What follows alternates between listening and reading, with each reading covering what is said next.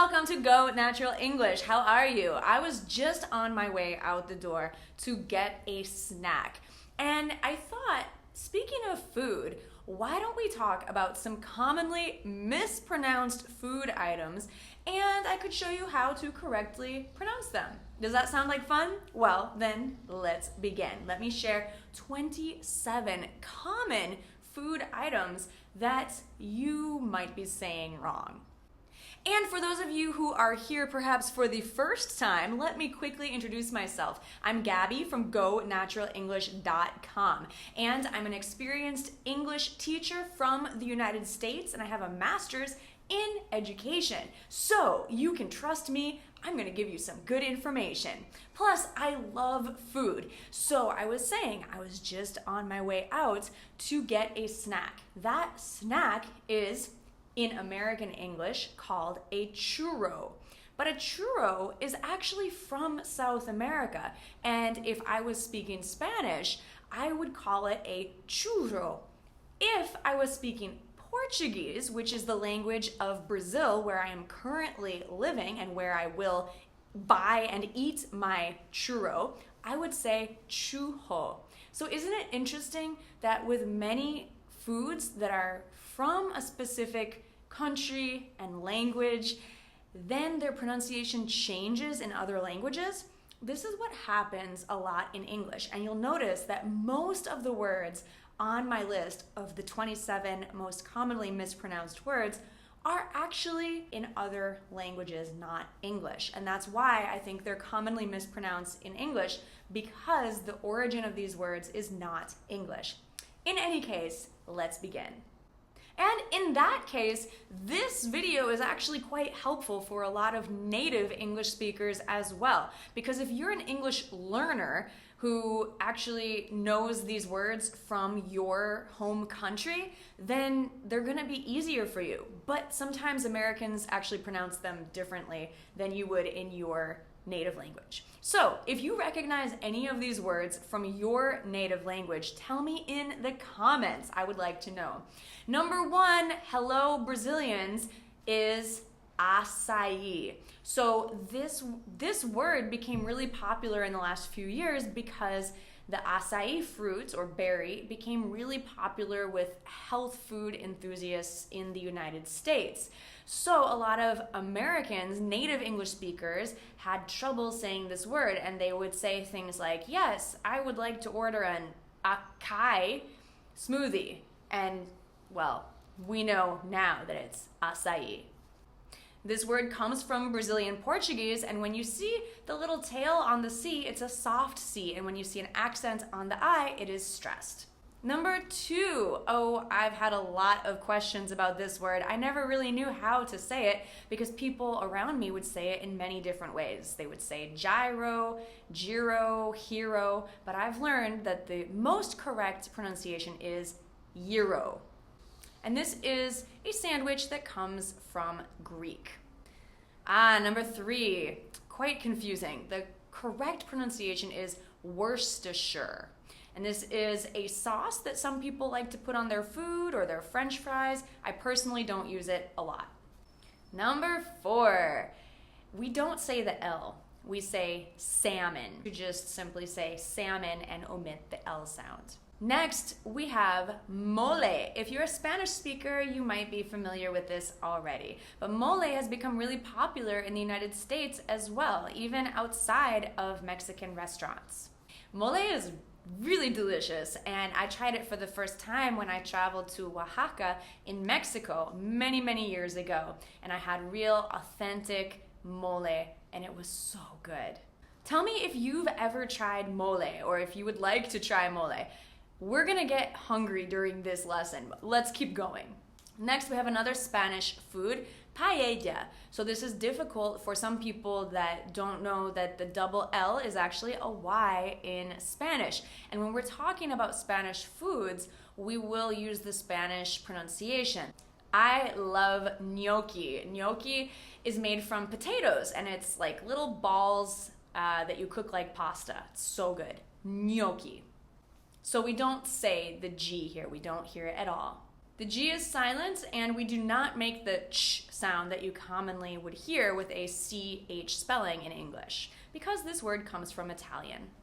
Next, we have crudites. Crudites are from French, and it means like cut up sticks of vegetables like carrots, celery, maybe some cauliflower or broccoli, and you typically have a dip. So it's a nice, healthy snack to have at your party. We could call crudites a finger food because it's food that is acceptable to eat with your fingers. Chipotle, one of my favorite places to eat if I have to eat out in the United States.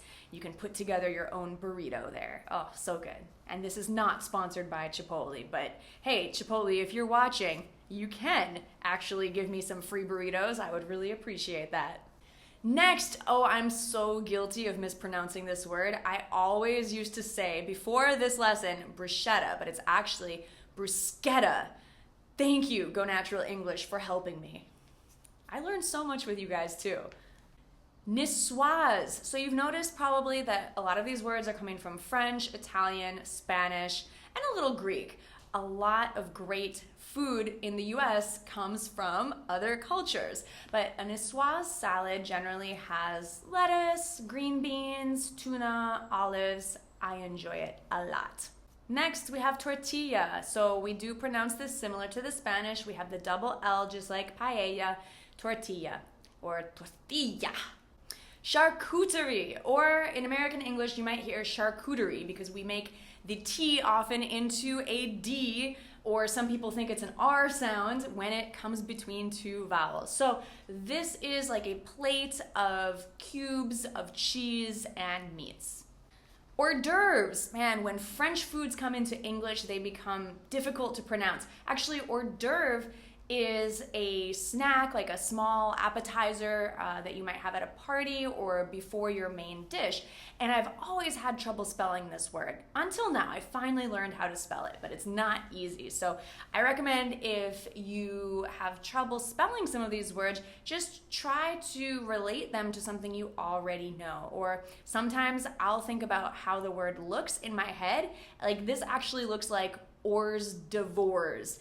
Totally not the correct pronunciation, but thinking of that pronunciation that is completely wrong helps me to remember how to spell it.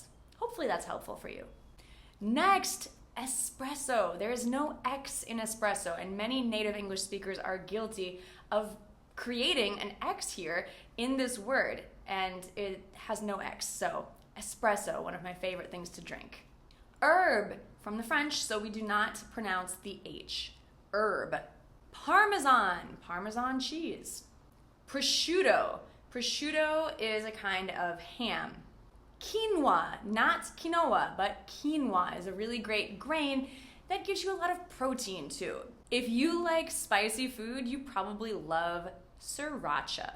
So don't worry about pronouncing that first R, just say sir, like hello sir, racha. Sriracha.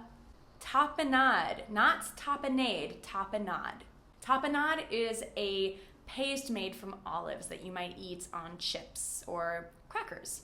The next one, I have to admit, I've pronounced wrong many times. I used to always say mayonnaise, but it's actually mayonnaise. And actually many native speakers say mayonnaise or mayo, but the correct pronunciation is mayonnaise. Almond. Some people say that pronouncing the L is not correct, but this is a contentious debate. And I would say that pronouncing the L is okay. Almond. It's quite slight. Thanks to my 3 months living in Vietnam and meeting up with the Go Natural English audience there, I learned that this word is pho, not pho, but pho. Pho is a very popular noodle soup that is traditional in Vietnam. You should definitely try it if you haven't had it yet.